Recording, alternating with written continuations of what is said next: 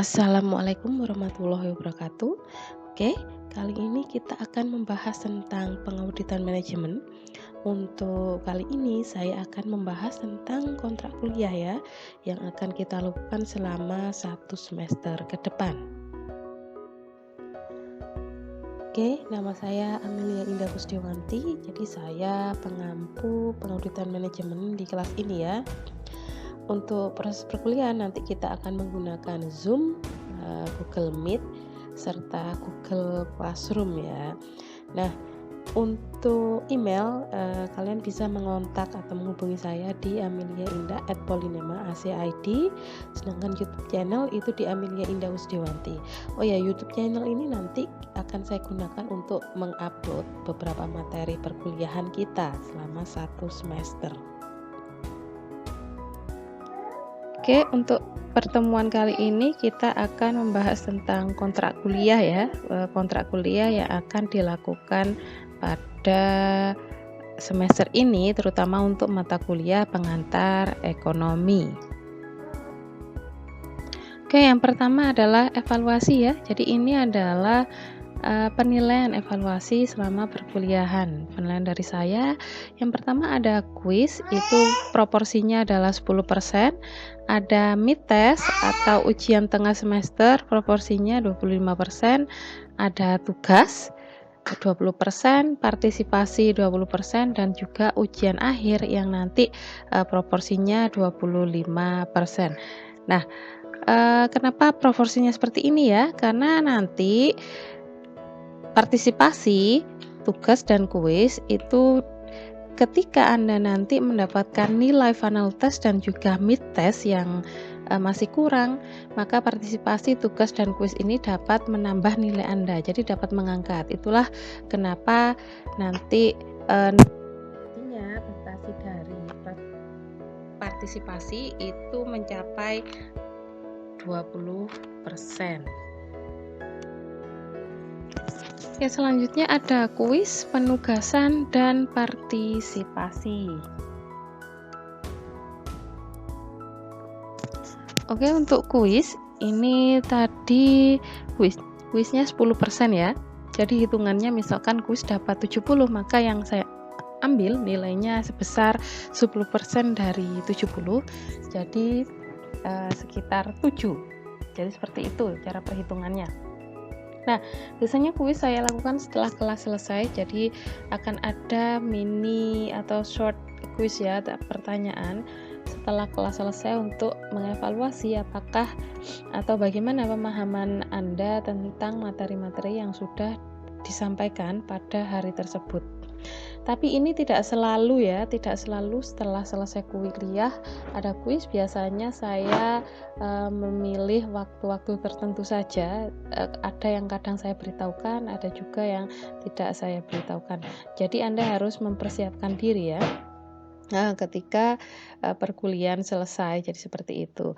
Yang selanjutnya biasanya berupa short answer, jadi bisa berupa jawaban pendek-pendek ataupun multiple choice. Nah, ini biasanya soalnya seperti itu. Jadi bukan soal yang panjang-panjang.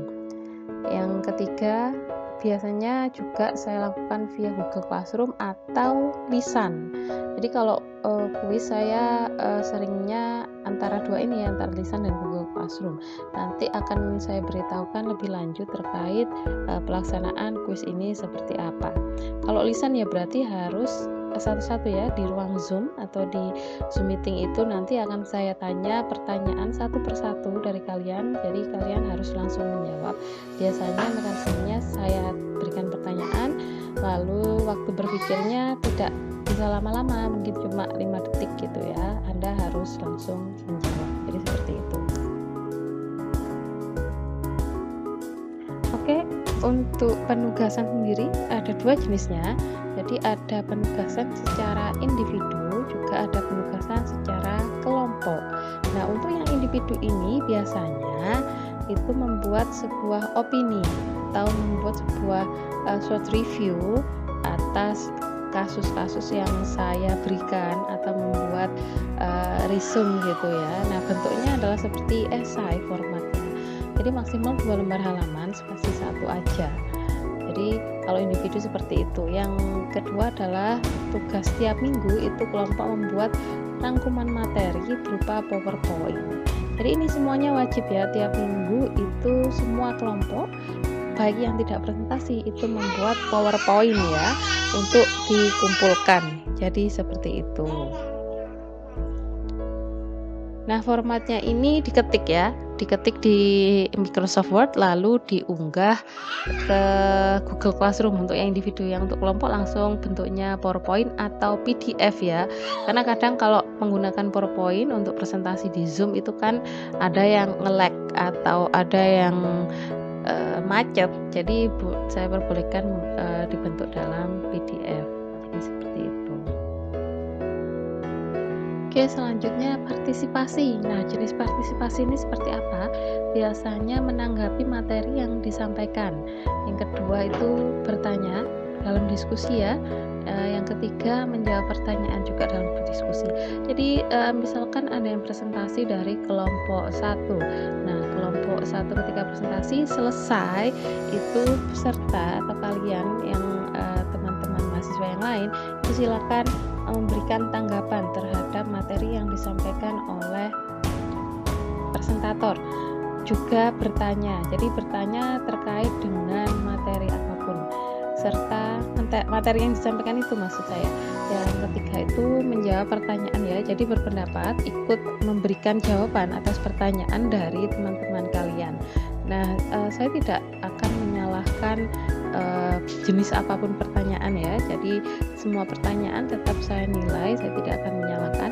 Kriteria penilaian saya itu baik menanggapi, bertanya dan menjawab itu berdasarkan pada substansi yang disampaikan serta keterkaitan dengan atau relevansi dengan materi yang sedang kita bahas pada waktu diskusi.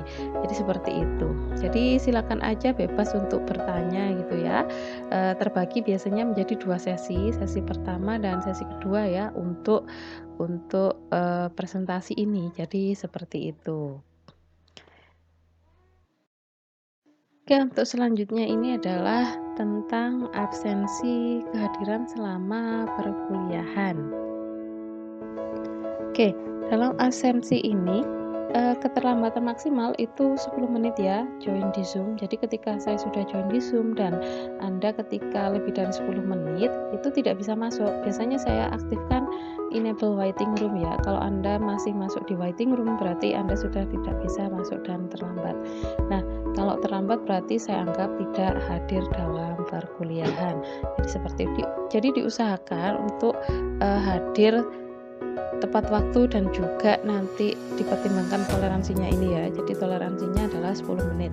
Lebih dari itu berarti kamu tidak bisa mengikuti perkuliahan melalui Zoom. Nah, absensi itu akan saya posting di Google Classroom. Jadi silakan untuk menyatakan hadir ataupun tidak hadir ya di sana. Yang tidak hadir karena sakit atau izin itu bisa menunjukkan surat izin dan juga surat keterangan sakit atau surat keterangan dari dokter ya untuk ditunjukkan kepada saya. Jadi nanti bisa dilampirkan melalui WhatsApp kepada saya. Jadi seperti itu untuk absensi ini. Oke, yang selanjutnya ini adalah materi pengauditan manajemen yang akan kita bahas dalam 1 semester ke depan ya. Jadi ini nanti ada 10 materi yang akan dipresentasikan oleh kelompok. Baik, untuk materi pertama itu berbicara tentang konsep dasar audit manajemen.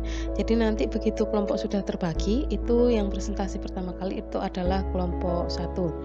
Untuk yang kedua adalah pelaporan, ketiga audit atas fungsi pengadaan, keempat audit sumber daya manusia, kelima audit pemasaran, keenam audit produksi dan operasi, ketujuh audit sistem penjaminan kualitas, kedelapan adalah audit manajemen keuangan, ke-9 audit perpajakan, dan 10 adalah audit lingkungan. Jadi ini adalah materi-materi yang akan kita bahas dan yang nanti terakhir saya akan mereview semua materi yang telah kita pelajari di semester ini. Oke, jadi ini adalah buku wajib di perkuliahan kita, yakni buku dari IBK Bayangkara tahun 2015 tentang audit manajemen ya judulnya. Ini terbitan dari Salemba 4 Jakarta. Oke, setiap anak itu wajib untuk punya buku ini ya, karena nanti saya akan bikin soal, UTS, UAS itu semuanya dari buku ini. Jadi semua harus wajib punya saat kita berkuliah ya. Nah, oke, tugas Anda sekarang silakan membuat kelompok yang terdiri dari 3 anggota. Jadi satu kelompok 3 anggota. Jika kelas lebih dari 30 ya mahasiswanya, berarti ada 1 atau 2 kelompok yang diperbolehkan 4 orang anggota isinya. Jadi kayak gitu. Ketika sudah terbentuk, silakan nanti dimusyawarahkan saja siapa yang kelompok 1, siapa kelompok 2, silakan dimusyawarahkan oleh kelas, juga anggotanya silakan dipilih sendiri ya. Setelah itu nanti komunikator kelas bisa menghubungi saya dengan menyerahkan daftar kelompok yang sudah dibentuk oleh kelas. Jadi seperti itu.